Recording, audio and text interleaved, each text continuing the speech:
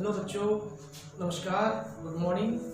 मैं Sachin Gupta KHR inter college Khampur Lohari Baghpat से आप लोगों के बीच एक टॉपिक लेकर फिर हाजिर हूँ। प्रकाश का अपवर्तन, कक्षा 10 विज्ञान विषय प्रकाश का अपवर्तन अर्थात रिफ्रैक्शन ऑफ लाइट, ये टॉपिक आप लोगों के बीच। इस टॉपिक के अंदर मैं आप लोगों को पहले ही कई बातें बता चुका हूं, जैसे प्रकाश का अपवर्तन क्या है, प्रकाश के अपवर्तन के नियम क्या है, स्नेल का नियम क्या है, लेंस क्या है, लेंस से संबंधित कुछ परिभाषाएं, रेखीय आवर्धन, लेंस की अक्षमता आदि आदि बहुत से टॉपिक इसके अंदर चैप्टर के अंदर मैं आप लोगों से आज शेयर कर चुका हूं।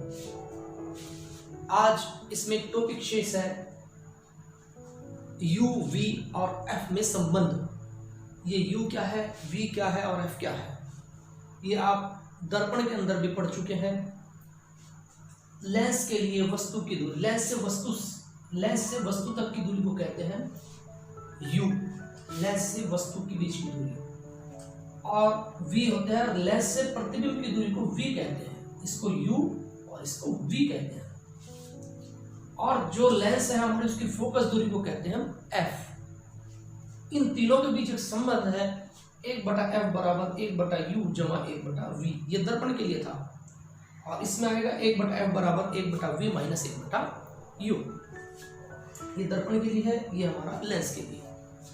ये तो मैंने वैसे लिख दिया था आप लोगों को कंपेयर करने के लिए, जिससे कि आप लोग समझ सकें।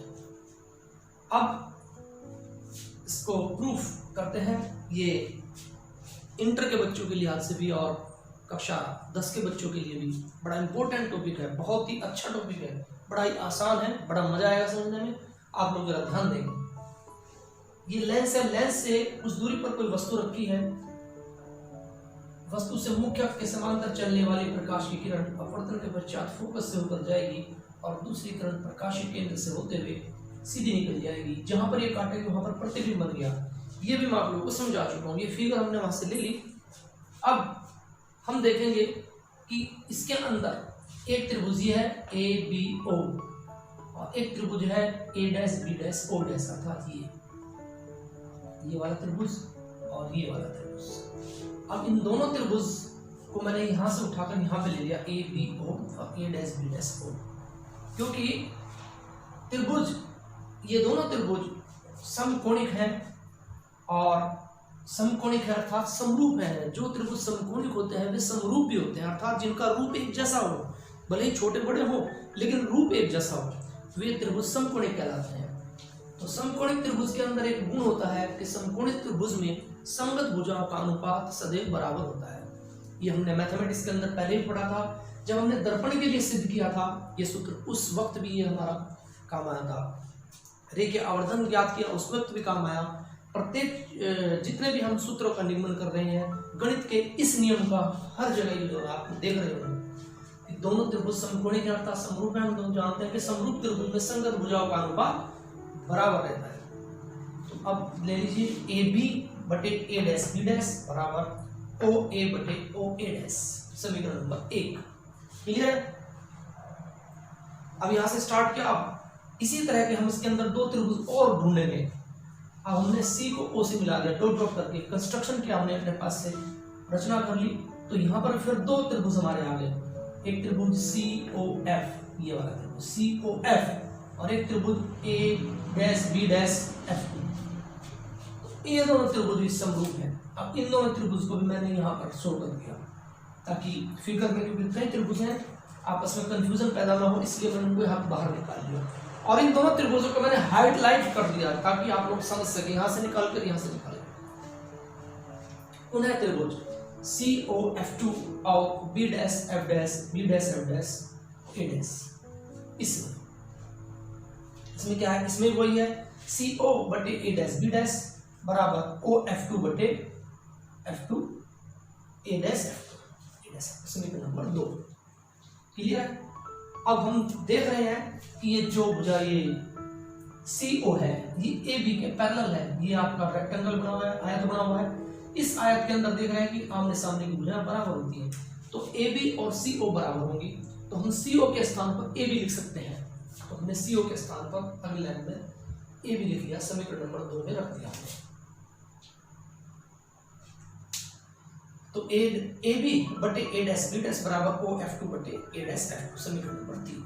अब समीकरण नंबर 1 और समीकरण नंबर 3 में देखिए आप, समीकरण नंबर 1 में ये जो आपका AB लेफ्ट हैंड साइड है, समीकरण नंबर 1 की लेफ्ट हैंड साइड AB बटे A डैश B डैश, इसकी भी लेफ्ट हैंड साइड सेम है AB बटे A डैश B डैश। जब इन दोनों समीकरणों की लेफ्ट हैंड साइड बराबर है तो इसका मतलब राइट हैंड साइड भी बराबर होगी। तो समीकरण 1 और समीकरण 2 3 की तुलना कर देते हैं तो ये बराबर इसके रख देते हैं, OA बटे OA डैश बराबर OF2 बटे A डैश F2। क्लियर है? अब OA और OA डैश का वैल्यू, इन चारों की वैल्यू हम फिगर से निकाल कर यहाँ पर रखेंगे।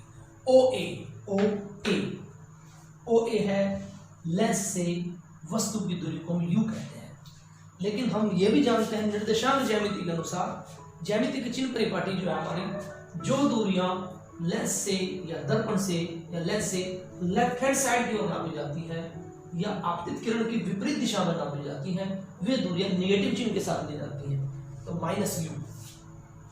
और OA डैश ये लेंस के राइट साइड में है, इसलिए ये V की वैल्यू प्लस की होगी, अर्थात धनात्मक होगी, तो -U बटे प्लस V। OF2 ये लेंस की हमारी फोकस दूरी है। हमको पता है कि फोकस दूरी लेंस की, जो उत्तल लेंस की, कॉन्वेक्स लेंस की जो फोकस दूरी होती है वो प्लस की होती है, तो OF2 का मान भी F प्लस का होगा। अब चौथी चीज आती है A डैश F2, इसकी वैल्यू निकाल ली है। अब आप सिंपल सी बात है, ये पूरी है हमारी V और इतनी है F। यदि इस पूरी में से गायब कर दूं मैं तो इतनी रह जाएगी, इस पूरी में से ये इतनी हटा दूं तो ये शेष बचेगी ना, तो ये शेष बचेगी, यानी कि V माइनस F, अर्थात A डैश और F2 की वैल्यू कितनी आई हमारी, V माइनस F, क्योंकि ये राइट साइड में इसलिए प्लस का रखेंगे, प्लस का V माइनस F। इनको क्रॉस मल्टीप्लाई कर देंगे, क्रॉस मल्टीप्लाई करने के बाद -U और V माइनस F इसके पास ले गए, U और F की गुणा होगी, V और F की गुणा होगी, ये ऐसे कैसे निकाल लिया, फिर यहाँ से यहाँ पे -U V माइनस F बराबर F इंटू V।